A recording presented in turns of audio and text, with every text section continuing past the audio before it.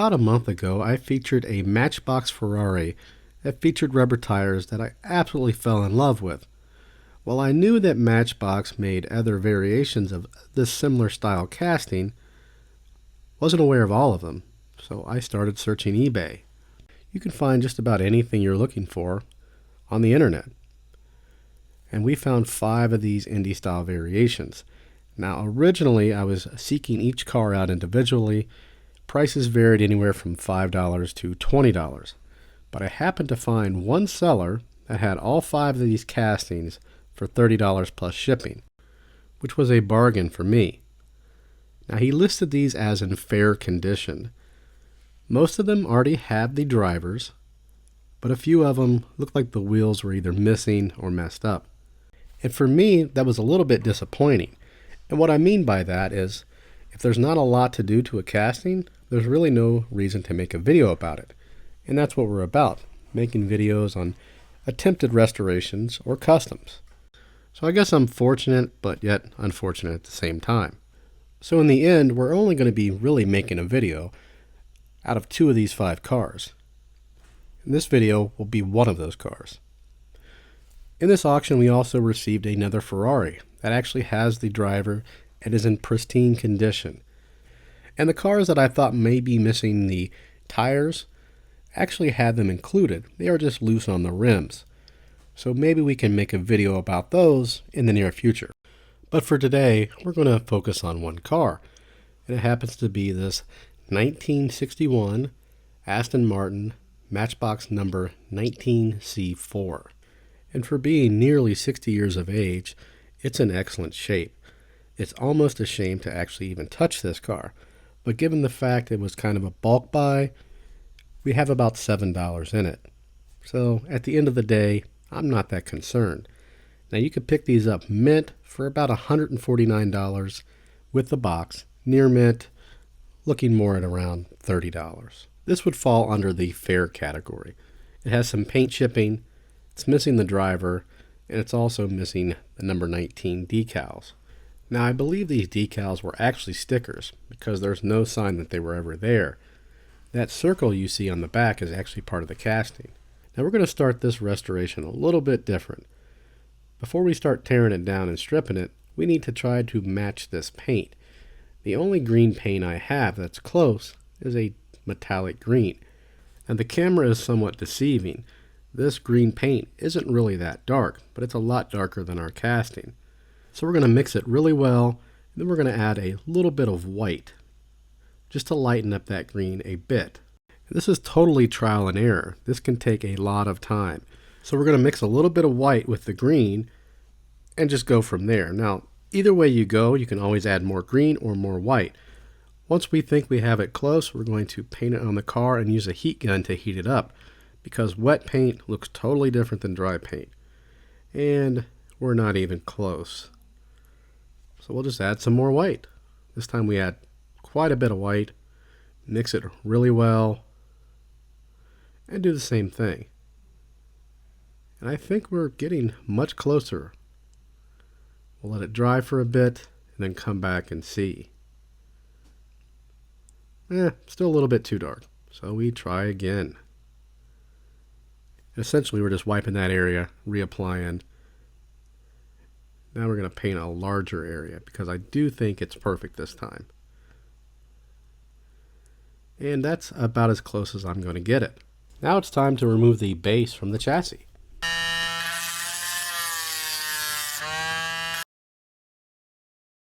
Once we remove the base, you'll notice there is a steering wheel that's still attached to the body. It simply sits in a groove and just pops out. Now if you've ever owned one of these vintage Matchbox cars, you'll notice on the axle that one side has a larger mushroom than the other. This just means it was spun a lot longer. This one has very little play. I don't have a lot of room to work with. And typically you would use a Dremel with a grinding wheel and just grind off the smaller end of that axle.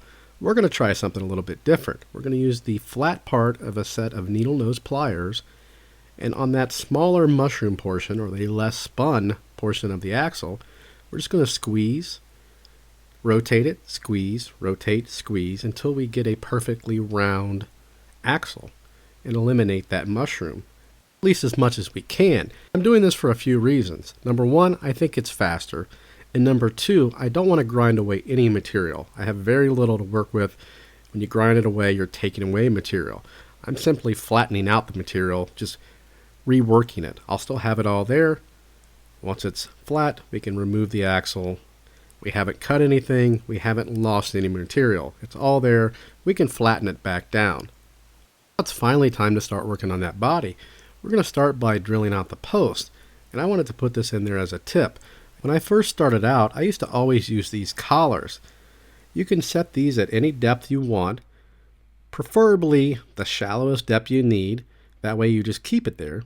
You slide the collar over, lock it down with the included Allen wrench, and when you drill, you're never going to drill in too far. You're also never going to drill into your hand, like somebody I know did. Now we're going to strip the paint. We're just using our citrus strip gel formula. Let it sit for 30 to 40 minutes.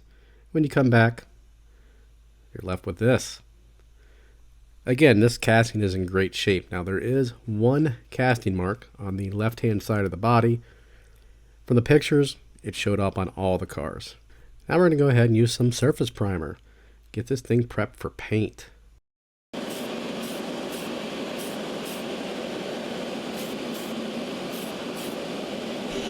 Now I get a lot of comments. For some reason, people worry about my Apple Watch. So I purposely shot it with some primer, and as you can see, it wipes right off. And honestly, I really don't care about that watch. Now the primer is complete. Now it's time to shoot that final base coat, or at least I thought final. We were nearing the end, and I decided to look at some pictures online for applying the decals, and I noticed that all the cars online were much darker than my original casting. So in the meantime, we're going to focus our attention on the wheels. We're going to take a small cup used for reloading gunpowder and shoot some WD-40 in there. We like to try something different in every video, and a lot of subscribers recommend this. Now it's pretty apparent that we actually restripped the car for a couple of reasons. One reason, the green wasn't dark enough, and number two is I do not like that casting line. Again, that was present on almost all of the pictures I viewed online, but we're going to get rid of it on ours. So we just take some sanding sticks, lightly sand until those lines disappear. We've let our wheels sit in our WD-40 for about a day. We're going to take some pliers to hold the hub portion and see if we can pop the tires off by hand. And sure enough, we can. This actually softened up the rubber. If you remember in the Ferrari video, I had to use a pair of needle nose to get the tires away from the rim or the wheel. And I was afraid I was going to damage them, so this WD-40 method will definitely be used in the future. Then I just simply drop them in some Windex, shake it around a bit, and let it sit for a few hours. The tires clean up really nicely, as well as the wheels. I did not need to shoot those at all. Now here's the body after we painted it a bit darker. I simply added more green to my mix that I already had. We apply the decals, and then after the decals are applied, we shoot one coat of clear to protect those decals. Now that the wheels are done, we need to redirect our attention back to the axles. Now I have a floor model drill press in my garage, but I like this little mini drill press we have here. It features a variable speed, it's small, compact, it's very lightweight, it features an aluminum base, and it's perfect for this style of job. You can get these at Banggood. I'll put a link below the video in the description. It's banggood.com. Now we need to reinsert our axles. What I have here is the drill press, and then I have a vise, and I have a 3.5 inch finish nail on either end. The finish nail has a concave head, and this allows the axles to be kind of pinched together. So the end that does not need spun will simply set in that concave portion of the nail, and the new end will be spinning, essentially creating a new mushroom portion of the axle. Hopefully that makes sense.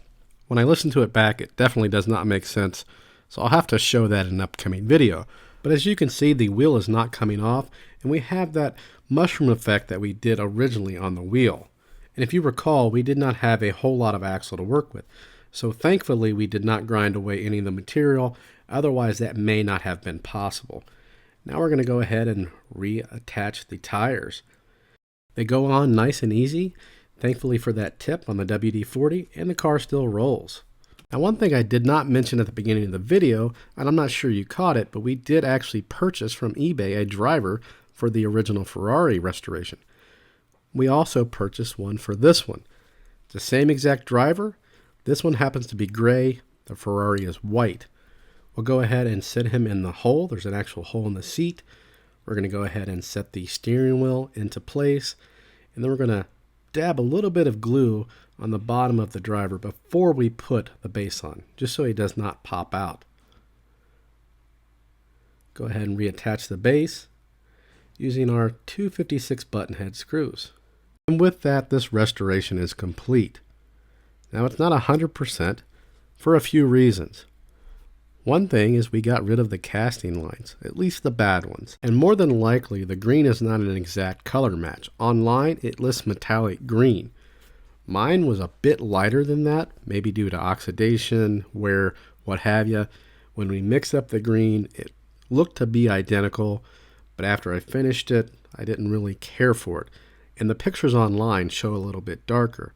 Of course, it's hard to match anything with an online picture, but I'm happy with it, so that's all that really matters. And like all the other videos, hopefully you were able to take away something in this one. Again, this is not a matter of how well these restorations look or how good or bad I am at them. It's trying different things and learning from one another. Maybe you didn't know about the collar around the drill bit. Maybe that helped you. Maybe this is an easier way for you to remove Matchbox axles. Just like I took the tip about the WD-40 and it worked great. That's what it's all about. As a reminder, this is what we started with. Now, it really did not need a restoration in my opinion, but unfortunately there would be no reason to make a video. I can make a video of the Aston Martin and talk about the chips and the missing guy for about 2 minutes, and that would be it. There's no fun in that. And speaking of the community, I'd like to take this time to thank my top patrons, which are Corbin Toll, Gary Burke, and Mark Kidd. Of course, thank you to all the members of Patreon, as well as all the subscribers. As I always say, without you, I wouldn't be here. Also, if you see any of the tools that I use in this video that you'd like to purchase for yourself, be sure to check out the Amazon links. They are located below the video in the description. I will also have a Banggood link to that drill we use in this video. If you have any questions or comments, feel free to post those below. I read all of them and I try to answer as many as I can. Also, be sure to check out the channel on Instagram. I typically post a picture of upcoming projects well before they are posted on YouTube. And if you haven't already done so, please subscribe if you like what you see. Also, be sure to hit that bell, that way you're notified of any videos as soon as they're released. And hopefully we'll have one more video before the end of the year. Unfortunately, I've been working 50 to 60 plus hours a week, so my time is limited. But I hope to squeeze one more in. But after the first of the year, things should go back to normal. Once again, post any questions or comments. And as always, thanks for watching.